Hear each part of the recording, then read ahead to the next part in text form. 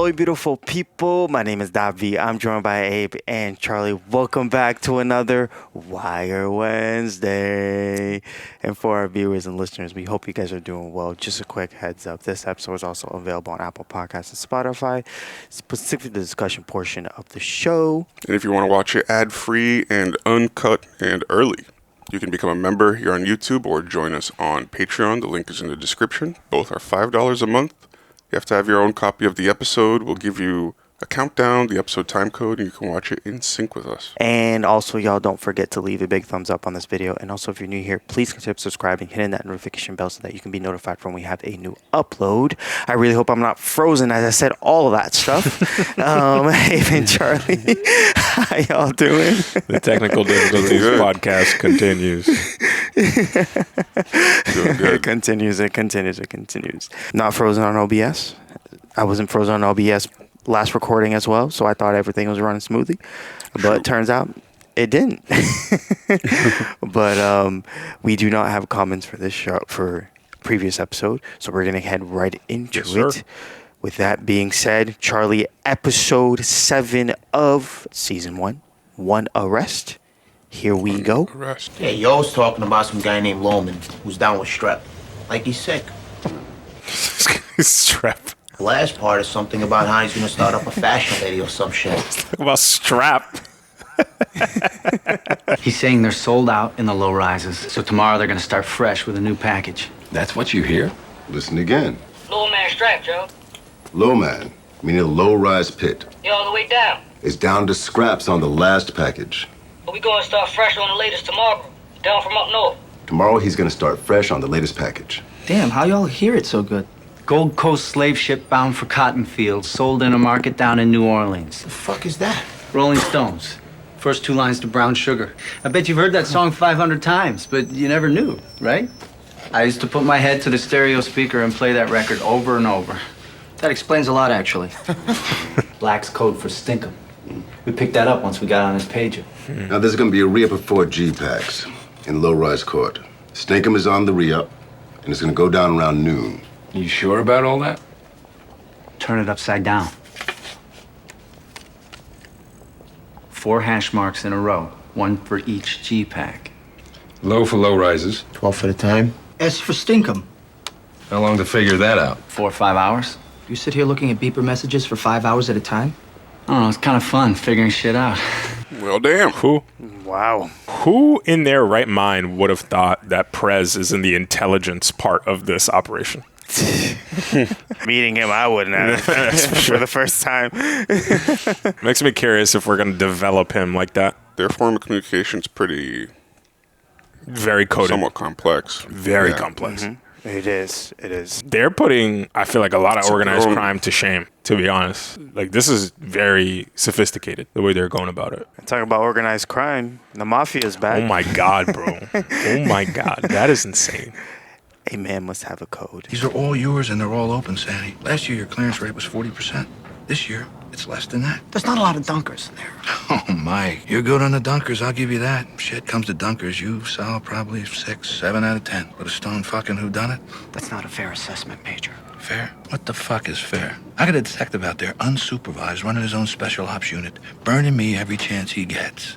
It's not my job to fuck another cop. Not your job. Tell you what, detective, I'm gonna be so fucking fair. I'm gonna give you the choice. Either bring me something on McNulty or go out there and do your job. Pick a file.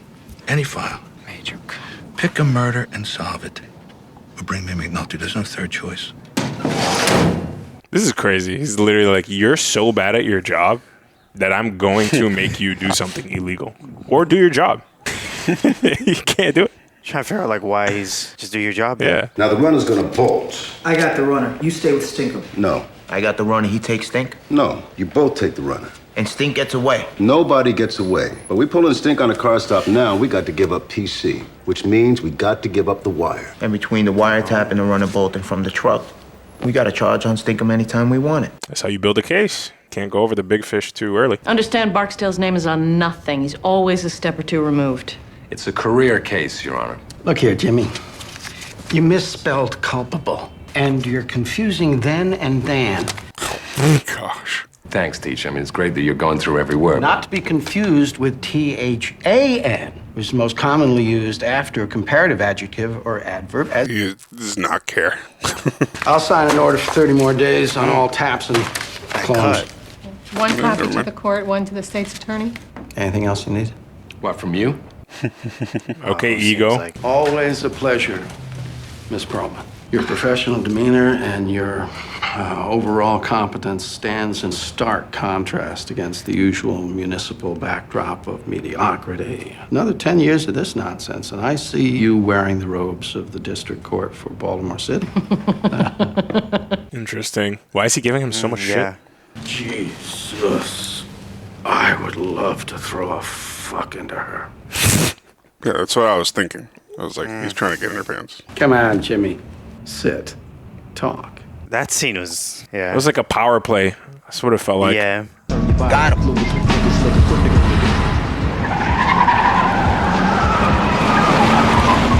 See how he plays it.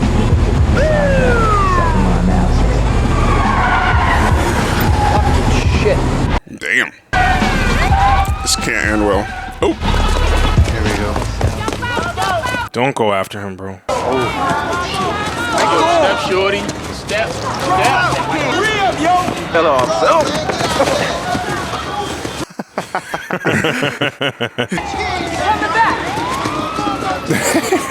Give it up, son! Yo, get him! No, I got the bag. Get the bag. It's crazy that all you can do is just watch. Oh, Jesus. Not a suplex, bro. 4 packs. Street ready. Anyone got a smoke? How you sitting with your bosses? Rawls trying to close this thing down last week. Blow the wiretap by charging some weak sister murders. What stopped them? Daniels. Daniel. I couldn't believe it either. I'm ready to throw in the fucking towel. Daniels stepped up. Why didn't you come to me? You don't trust me no more, Jimmy? Who dropped a dime to that newspaper reporter, Your Honor? Where you been? 35 cents these days before anybody will cough up a dial tone. No, it's 50. I got another week before my homicide shift flips to night work. I'm not back with them. Rawls sticks it to me. Well, you got a friend here. Worst comes to worst. Perlman goes to her bosses. State's attorney's office still has some love for you, Jimmy. All due respect, I'm starting to worry more about the people who claim to love me than the ones that don't. So interesting. Like, their relationship still doesn't... Yeah. I feel like we don't have the full picture. No. Also, why does the judge care? What does the judge get from it? What is the event? Like, what's his motive for McNulty? Like, why? Somebody's hitting Stringer Bell's pager from the number 2 payphone in the Tower Court. Now? Now. Did you try and just get a photo? I guess, maybe. He has binoculars. Or just trying to locate him, maybe. Freeman. Visual on Stinko. Yo, we lost 4 to 5-0.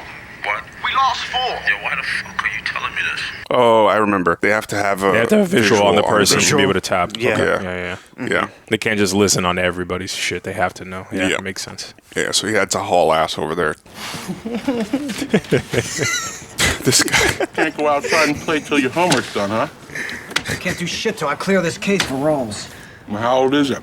Old and cold. You know what to begin with? You are double fucked. Did you just pick up a For Dummies book? I think so. Nah, it was a phone book. It's a Oh, what? a phone book, Oh, yeah. phone book. It was a phone book. Yeah, yellow pages. It looked like one of those, like, how to whatever for dummies. You sick, heartless bastard. Come on. Give me the card. Gypsy woman. You are the gypsy woman. Madam Laurie? You scoff? Madam fucking LaRue, Jay? Better men than you have turned to this lucky lady in their dark night at dead ends. You're not serious. I don't joke when it comes to Madame LaRue. Is he sending him to a psychic? She has an unexplainable gift in matters of death investigation. Oh my goodness. He's so desperate at this point, he's going to try anything. Yeah. And it's also that he doesn't screw over another cop. Yeah. I mean, it all is his also just like his job. But So the dumpster's covered from this side, but everyone over there with a window had a view. Merit badge for 2 good little scouts. You need some help with that? I'm all right. I'm all right. Please, it's our pleasure. Let me understand. Y'all hang around the projects, white and black together, ties and jackets on, looking to help ladies with their shopping carts and whatever else. Police, right? Afraid so, ma'am. About the murder a while back, right? Maintenance man. Come on in. Oh boy. Ma'am? Bubs. Bub's gonna get this dismissed. I need to pull one out. Yeah, which one? Dope, coke, dope, theft, dope, loitering, coke, attempted theft, possession, to wit, cocaine. But you need it. I need him. Okay. He bounces over to drug court, pleads to possession, and agrees to probation with ongoing treatment. That's it? That's it. You want out, right? Yeah. Plead guilty to possession and convince the drug court judge you want to get your shit clean. Shake it off in treatment, go to some meetings, and pee when they tell you to pee. No jail. No jail. I'm out right now. As soon as you're processed. Yeah, he's not gonna get clean though. Yeah, I know. Remember what Bub said? He's got no luck. No, zero. Yeah, The only luck that he has is having Bubs as a friend. Okay, if you pretend my partner here is the victim, I'm the guy with the gun. This close? No. Them and their reenactments. Motherfucker. Like that? That's about right. Do you think if you saw this guy again? Ma'am, please, don't be afraid. From where I was sitting, his back was to me. It's all right. You done good. You have any trouble at all, you call us. Poor lady's like terrified of like, saying something. She can't make a positive ID. My man Omar can. Stick-up artist with a half-dozen priors. That's your eyeball witness? Yeah. She corroborates him on most of the details, right down to the close-range shot. Plus, we got Omar saying if we jack Bird, we'll get the gun. Says you're too stupid to throw it off. So between her and Omar, a match on the gun gets us over. What's the apartment? Hey, kid, what apartment? Oh, bro. Oh, he's the one that he hit. He's yeah. Yeah. He lost an eye. Yikes. It just processed. I was like, oh. It's him. Who? Yikes. Yeah, that's the kid you put in the hospital. Kevin Johnson. You hungry? Ham and cheese, tuna. I want a Reese's, yo. Peanut butter cup, Drink? tea in the can. You got it. Go down the machines. Get a peanut butter cup and a can of Lipton's tea. I love how he handed him $2 and that's enough to get both those items. I was Today gonna would say, be like, there's no shot, bro. Not in today's world. Motherfucker can't even look at me. Let's say we start over on this. Start over. My lawyer said I got a case against y'all for this shit. Fuck the lawyers. I'm trying to talk about life here, Kevin. The game already cost you, right? More than it should have, I know. Whose fault is that? His. Ours. Mine, maybe. Thing is, I feel like I owe you something here. So I'm asking how you want to carry this. You want to get out? You want to do something else with the rest of your years? You come see me. Might be tomorrow, might not be for a while. But when you think you're ready for something different, you give me a call. I'll remember. Motherfucker thinking he can pimp me over a candy bar. No way. You're Irish, no? Italian. San Angelo? Go to the victim's grave. Bury the statue. Wait an hour, a full hour. No shortcuts. Then dig it up. Go straight home. When you go to bed, hold it to your ear. And he tells me who did it? Oh my god, bro.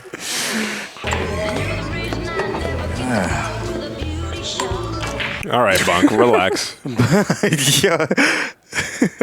Oh, Bunk. Lack of pussy will change even a good man's demeanor.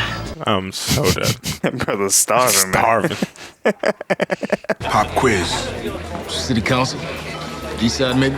State Senator Clay Davis from the 39th District. Vice Chair of the Budget Committee. You never make major at this rate. Excuse me while I do my duty and kiss some senatorial haunches. So he's like schooling him on how to like rise up in here, but like know your people, know who you're talking to. You know who's asked to kiss. You gonna sign it? No. Need that back when the meeting's over. And if you don't stay, we don't sign it. That's how it works. I want to see the show. I didn't see some of these faces in so long. But they were dead. Same thing, man. I thought I was God's own drug addict. And if God hadn't meant for me to get high, he wouldn't have made being high so much like perfect. Now, I know I got one more high left in me, but I doubt very seriously if I have one more recovery.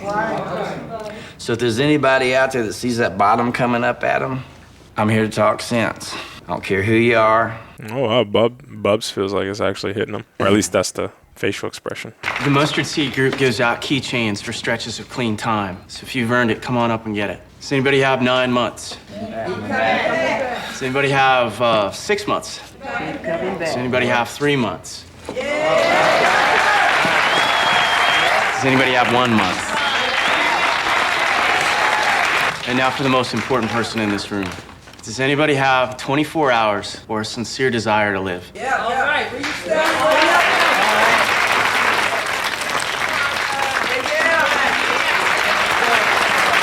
you He thinks it's a big joke.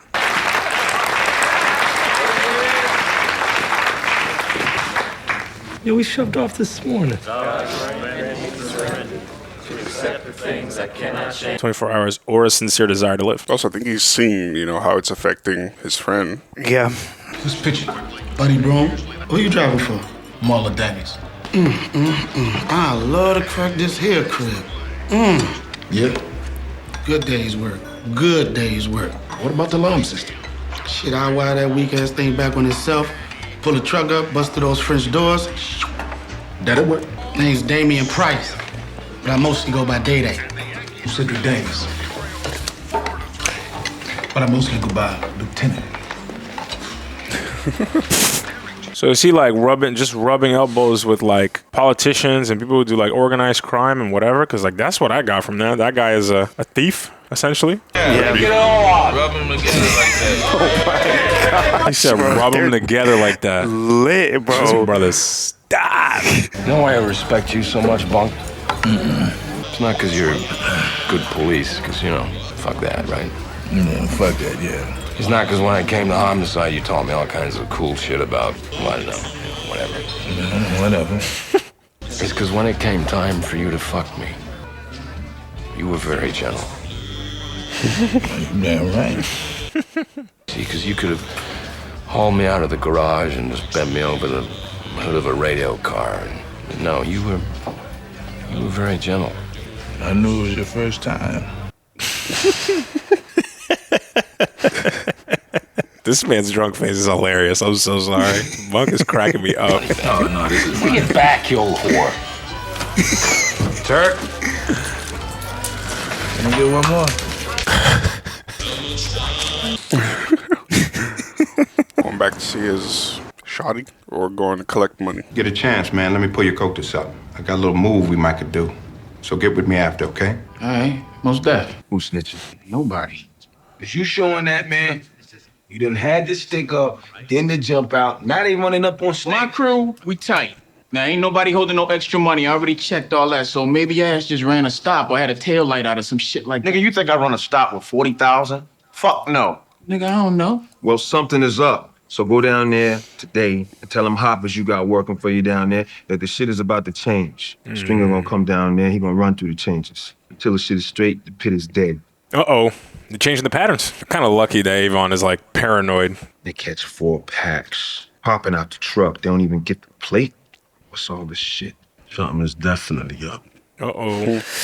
I wonder how long it's going to take for them to realize, oh, we getting tapped. From my understanding, too, that's fairly, new. Yeah, it's new, right? So, maybe they don't suspect it. No wiretapping, you're saying? Yeah, wiretapping and all that's kind of new. They must know.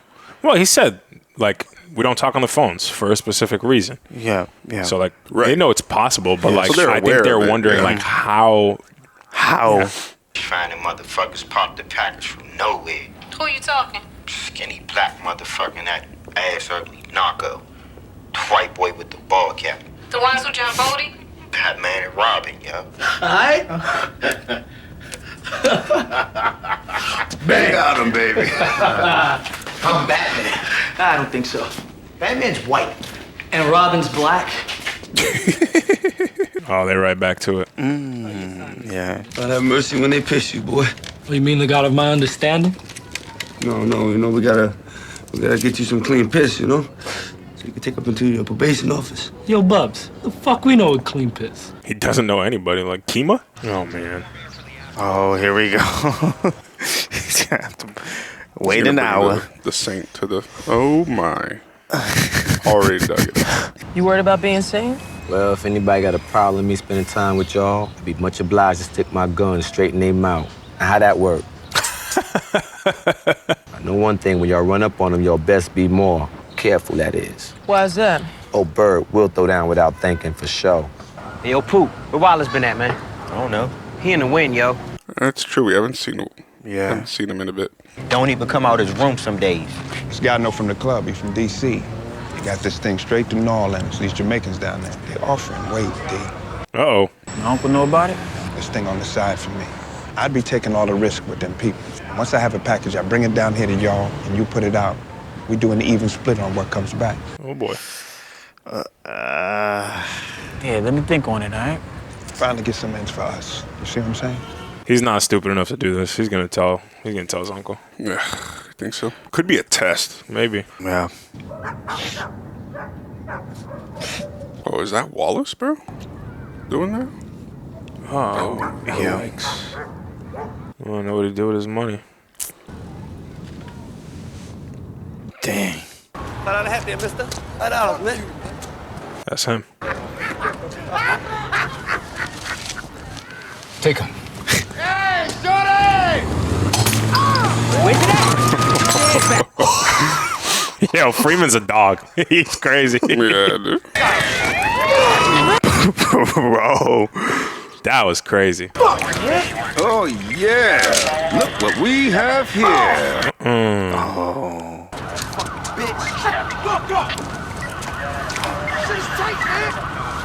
Daniel's starting to like this shit. Yeah, that tight smirk, that light, slight smirk right there. He's like, oh, look at that. We're starting to get people. How often y'all changing the stash?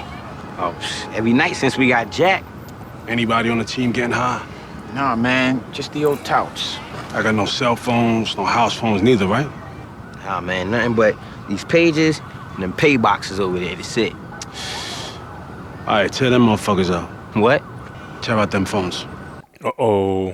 From now on, y'all need a pay phone, you walk a few blocks, and do not use the same phone more than once a day. There we go.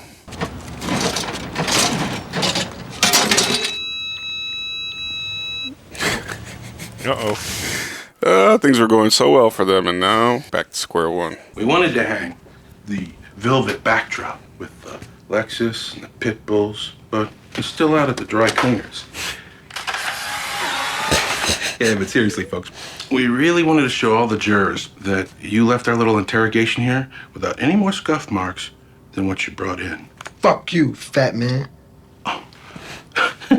Fuck you, fat man. Fuck you. I thought we were friends.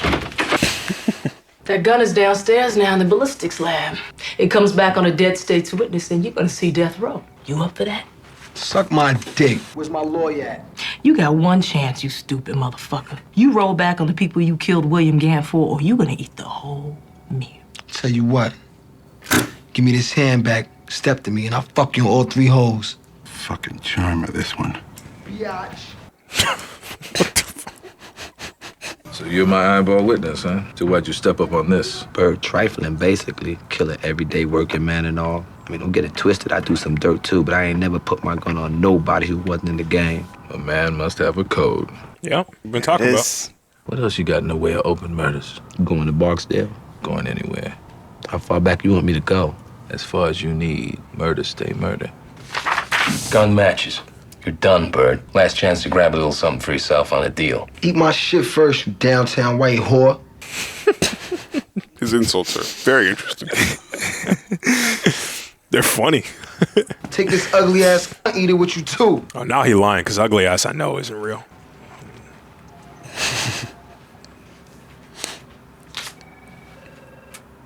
Oh, try to threaten him like, oh, we're gonna beat your ass now. You gonna at least give me a fair chance, right? Yo, come on, man. Don't do me like that, man. Oh.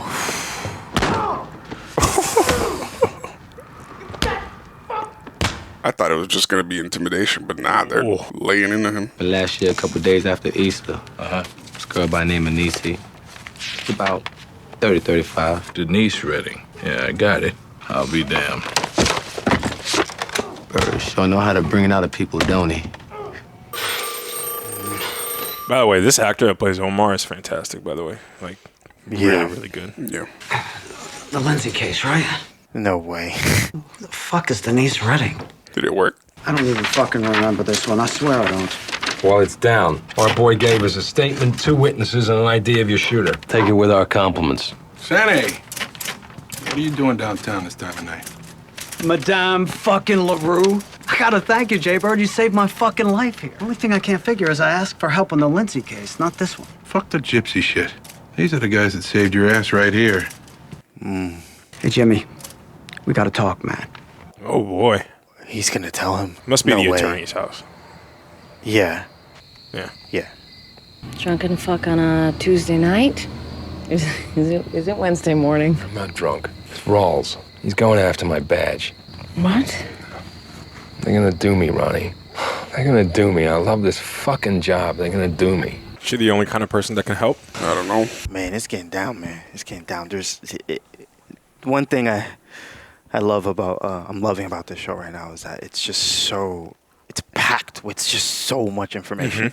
It's like there's just so much information being thrown at you, and at the end you feel like, dang, like I don't need to binge this. Yeah. I could wait a few more days to watch the next episode because it feels like there is a lot to digest and a lot to reflect on and think on. And this episode was another one. And I don't even know where we start, but want to start with how we finished the episode with Michael revealing to McNulty that basically Major Rawls is going after him and wants him. Yeah. Was taking his badge. And then also it goes back to the conversation we had with Freeman at the beginning of the season, being like, watch out, because The day that they ask where you want to go, where you want to go, make sure you tell them. Keep your mouth shut. Tell 'em, like, Don't say anything. Keep your mouth shut. Yeah, keep your mouth shut. Don't say nothing. Exactly. So starting with Charlie, with this development so far, with now McNulty realizing that Major Rawls is after him, how do you think this will progress? Because we know that he is someone you see in his body language just how much this job means to him. And I was thinking to myself, being like, bro, like you have a whole kid and like the whole thing, you have a kid and everything, but you seem way more devastated about this job versus your other life as well, being a father. So I'm wondering, what are you seeing with McNulty as he reacts to this moment? Well, I wonder how it's going to affect his work performance. Just because it's like, how is that not something weighing on your mind during all times of the day, right? He already has poor relationship with his kids, and being a father, he's not very good at that at all. So this is just going to make that worse, if anything. I'm also just curious, like, why attack McNulty so much? Like, I get it that he kind of wants to do things differently than most of them. But I don't really get the motive to like get him out of there, unless you guys have further input on that. The motive to get him out of there? What do you mean? To like get rid of McNulty. Like, why do they want him out of there? Well, Rawls clearly just doesn't like to be. Rawls thinks hierarchy matters to the point like above everything else. And with this, McNulty like went above his head in a way by telling Daniels all this sort of information to screw Rawls out of this decision to try 3 murders. So his entire thing is like, doesn't matter how good McNulty is, he is going to screw me, and I cannot trust him, and he's not loyal to me. Loyalty also, like not just hierarchy, but loyalty, I think is his biggest thing. So he now wants McNulty gone because he doesn't trust him. I think that's what it is. I think. Yeah, I just don't like how. I don't know. How can he do that in a way that's not suspicious? I guess because there's others above him, right? Yeah, sure, but like I do think like those guys above are, they worried about. They worry about other things, or they help each other out. That you scratch their back, and it's his department. Like nobody's going to mess with him taking out one of his own guys. You know what I mean? But when it's McNulty, that's why I think it's like I don't know. Everybody knows McNulty. Everybody, it's there's going to be like alarms raised. Like, why? Yeah, that's why I'm so fascinated about his relationship with the judge. It's like, That's how the does only that also come into a that's play? the only place where I feel like somebody can step in and do something is the judge. I don't think there's any other ally that McNulty has that can stop this sort of thing from happening, unless the attorney, I always forget her name, that he's going to go see, can somehow Rhonda? Is that her I name? don't know, can somehow help him out of this situation. So I do think that there's, obviously I don't think McNulty's going to get pinched like right away, or he's going to, they're going to take his badge right away or anything like that. I don't think that's going to happen. But this is going to be very interesting because I think that we see a lot of quid pro quo. We see a lot of like scratch my back, I'll scratch yours type of dealings in like this police department. And maybe it's going to be another one of those sorts of situation. Yeah. But on the thing that you were talking about, Davi, I almost feel like what I'm learning about The Wire is these quotes that they start at the beginning of the show really matter. And I think that they matter beyond the title of the episode, like any of that stuff, because they drive the entire theme of the episode. And a lot of times it's themes that are central to the movie, or to the episode, or to the show as a whole, I'll say. The code of a man must have a code, or the quote of a man must have a code, I think really stuck out in multiple ways in this episode. So I was trying to ask you guys, I saw it, I think, in a few different characters. I think the most obvious one was Omar. I think and that conversation and we've been talking about Omar having a code for a very long time, but I think this episode was very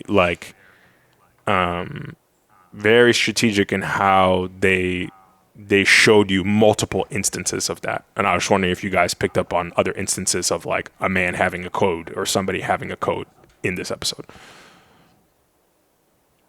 I picked up Omar, but another one that I believe is shoot, dang, I got y'all.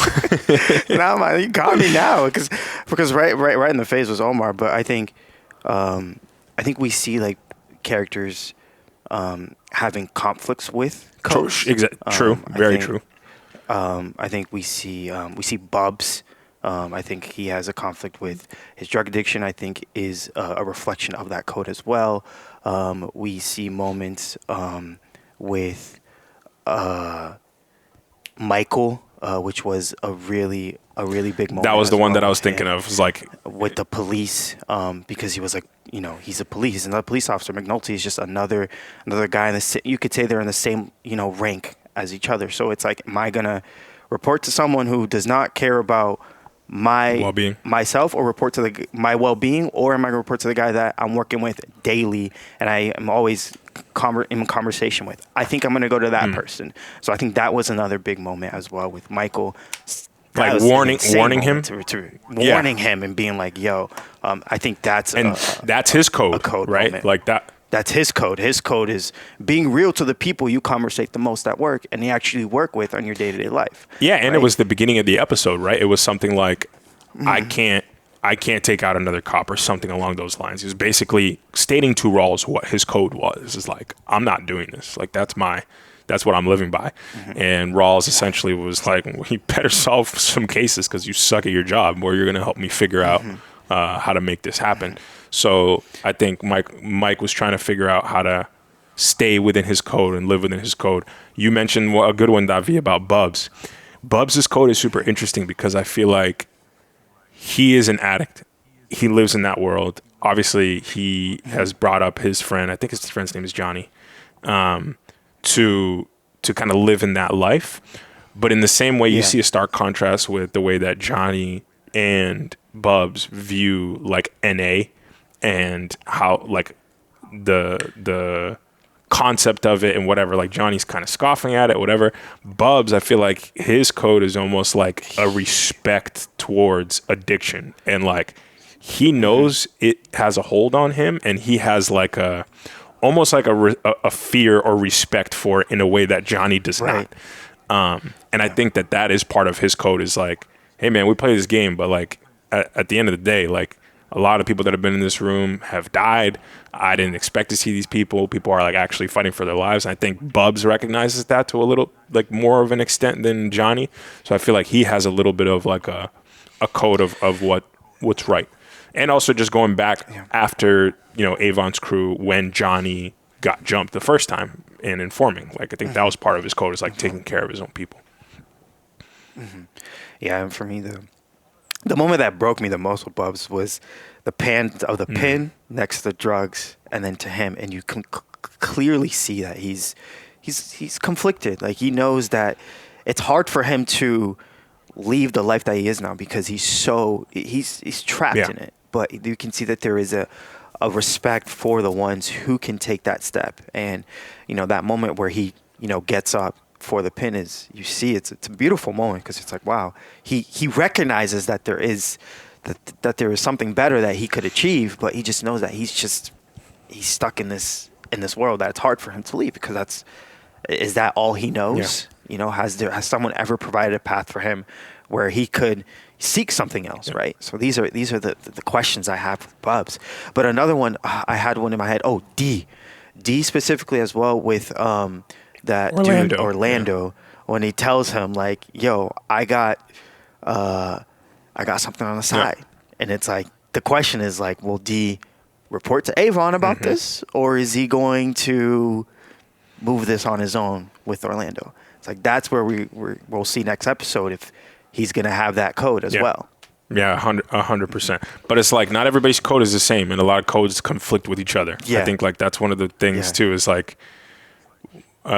morality, lawfulness, what's right versus wrong is all kind of like, we make it up as we go. And that, I guess, is part of every man's code. And even those who don't live by a code, I think, you know, can get like bad things can happen to them essentially. So yeah, I did want to ask you guys. Sorry, I feel like I'm asking questions a lot now in this in this moment. I wanted to ask you guys about that Daniels moment in the like charity event. That's a good question.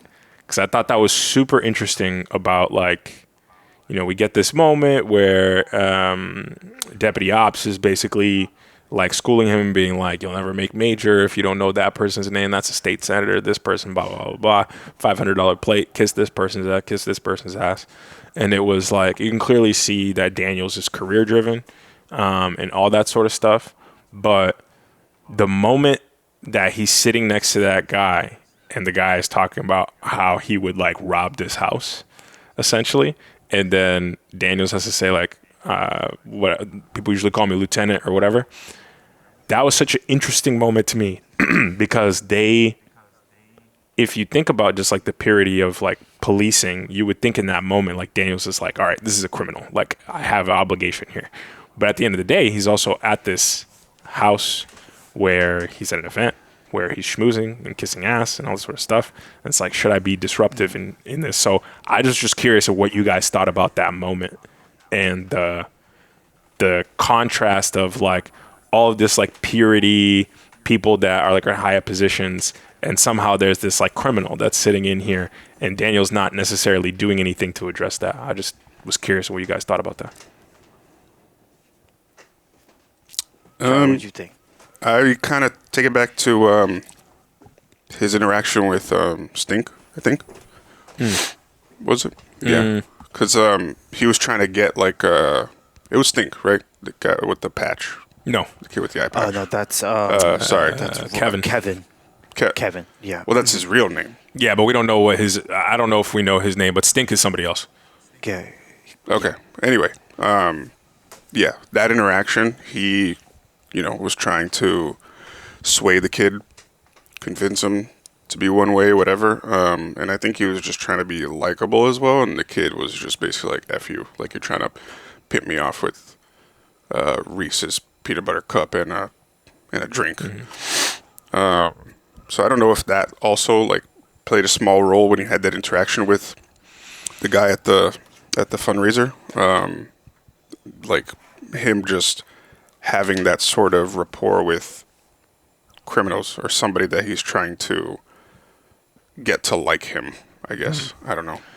I remember when we were. It just reminded me of that moment a little bit. Yeah, I remember the original episode where Daniels is having this moment with his wife, and like he's up at night thinking about this kid that's in the hospital. So I felt like that moment was very much like his guilt coming back about like what does it take to do this job that I do, and like what outcomes does it cause? And now he's standing face to face with this kid who, like, his work directly affected and changed his life forever. Now this kid can't see out of one eye.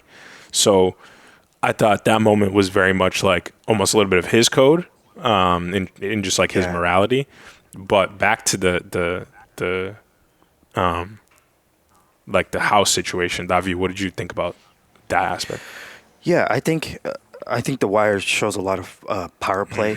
I think it has to do with a lot of people trying to one up one another, trying to showcase their dominance or what they do for a living on one. Just trying to showcase where they come from, and a couple of scenes before, he's having a conversation with the deputy ops. The deputy ops.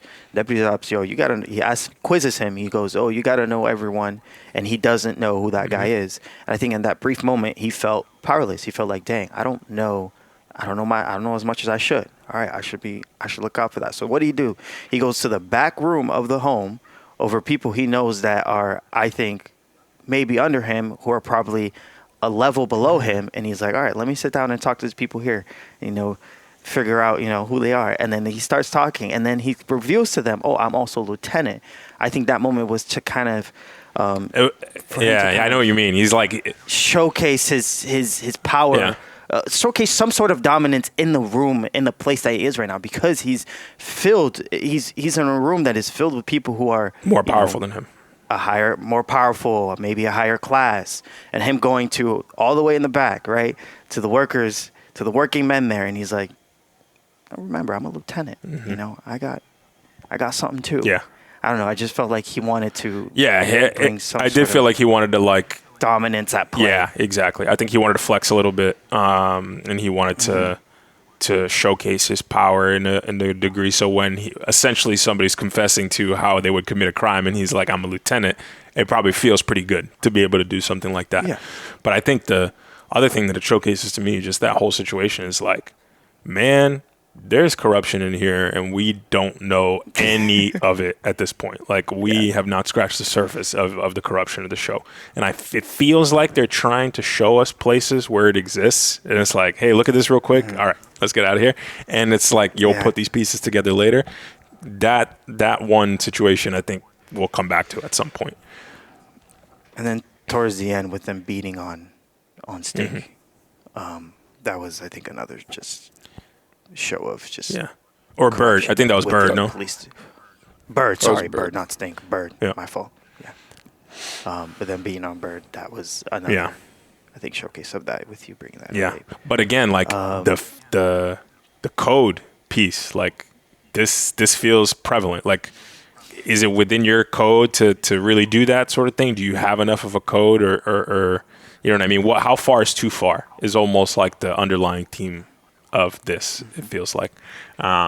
So it was just such an interesting like contrast to see, like, criminal informant on the outside, somebody they're trying to get who has a code and is doing this because he has a code, and on the inside they have this person who has a code of not snitching, and they're like, all right, well, let's see how far your code goes. Even that woman that the bunk and McNulty spoke to, the elderly woman, and they asked her questions. She has a code. Yeah, she's nervous to talk to people. She has her own code as well. She was nervous, and you see that play. Wallace is another example where Avon has strictly said, make sure you do not use. If you work under me, do not use. And what he's doing, he's using, right? But he's got his set codes. But the conditions of what are happening around you will cause you to come face to face with that code. And what do you do at that moment? Like in Wallace's case, you bring up a really perfect example. They have a code of not using and whatever. I don't know if it's their own supply or what. But at the same time, he was put in this position. He is a kid who essentially is responsible for somebody's murder. So he is dealing with the reality of that. His outlet is like, all right, I'm going to turn to this to numb the pain. Exactly. And at that moment, like, this is how he breaks his code. So or breaks the code. So it's so interesting to me. Like, yeah, sure, every man has a code, but every man also has a limit of how much he would be willing to, how far he'll be willing to go before he's ready to throw that code out the window. Mm-hmm. Wow. Oh, even Omar, I think there was a moment where Omar explained to McNulty and Bunk, he was like, yeah, the code is this, but if they're going to use, they got to use it from this person and go out here. And it cuts to Wallace in a totally different place using. And it's like, oh, okay. Get it. Yeah. Oh, man. This is brilliant. It's really good. This is a really good show. Like, I feel like they're doing a very good job of, like, building in the themes really well, like, developing the characters, but, like, showing you that this world is bigger and there's so much that you don't know, but, like, giving you hints as to what that is. And I think that, like, I hope that the climax points of this show really pay off, because that's what I'm feeling like it's building towards. Like, I feel like, similar, we've tried to not compare to Sopranos, but like similar style formatting of show, right? Like hour-long episodes, like 13 or so episodes in a season. Like, we're probably coming up at some point to that climax in the next, 3-4 episodes probably. And I just wonder about, like, I feel like the payoff to what they've been building is going to be really big and really good. So I'm excited. Yeah, we're seeing now that Avon's crew is, they're kind of realizing maybe we are getting tapped, and instructs them to take the phones out and to use phones, not use the same phone. So it seems like, all right, they're catching on a little bit. But Charlie, I want to ask your thoughts on Michael and him surprisingly, getting a case sealed. It looks like it. What did you think about him in this episode? He just got lucky, I think. He just got really lucky. I don't think he got lucky, guys. They did the case for him. Like, they figured it out for him. Yeah. Like, exactly. He got lucky that they figured out a case for him, is what I'm saying. Sure, yeah. I think the thing is, like, at the end of the day, McNulty kind of got lucky that they figured out a case for him, because if he didn't find the case, then he was going to have to get dirt on McNulty. So, yeah. But that case, it was so interesting to me. Like, Michael's whole dynamic is like, here's a useless cop. What are we going to do? Should we fire him? Yeah. No, let's use him. Like, Rawls is going to use him to try to leverage against one of his other cops. Like, this shit's so dirty. Yeah. Maybe it was some divine intervention telling, like, bro, trust McNulty. Don't work with him. I do think that's a really good point. I do think that scene was representative of that. Like, these are the people that are here to help you. Like, these are the people that you should trust, not Rawls. Yeah, I think it showcased that. Like, I really think that was a moment that kind of sparked being like, I shouldn't talk to Rawls. And Abe, you pointed out in the reaction where Lieutenant Daniels was out in the field, and like you said, it looks like he's loving this now, huh? Just wondering, what are your thoughts on Daniels from the first episode to now? It seems like he is a lot more involved, and it seems like he's starting to care significantly more about this case as it develops. Yeah, I feel like Daniels, especially because this case was going to be like a dud, and they essentially put this ragtag crew of people that are like, half of them are shitty cops, the other half is useless, and then you have like 3 or 4 pretty good cops on that team. So the fact that he's going out into the field and seeing this team get results, I think he's like a little bit proud of himself. Although I think he can chalk a lot of the success up to McNulty and Kima and Freeman, most likely. So, but at the end of the day, who's going to get credit for this investigation going well is going to be Daniels. So I think he's seeing those people turn it around, and I think he's, excited and smelling like potentially success here. But I think, this show is 6 seasons long, man, or 5 seasons long. Like, it's long. I don't know how successful this is going to be, Lieutenant Daniels. I'm just going to tell you right now. I don't know how successful you're going to be in actually catching Avon Barksdale, but we'll see. We shall see. We shall see. And like, look at Prez. Yeah, bro. Prez found his calling. His calling is yeah. He's got his calling. Yeah. His calling is not being in the field. Literally anywhere but being in the field, so that he can not pistol whip children and have them lose an eye. So. With that being said, y'all, thank you so much for watching and listening to this reaction discussion, and see you soon for more Wire Wednesdays, y'all. Stay beautiful. See ya.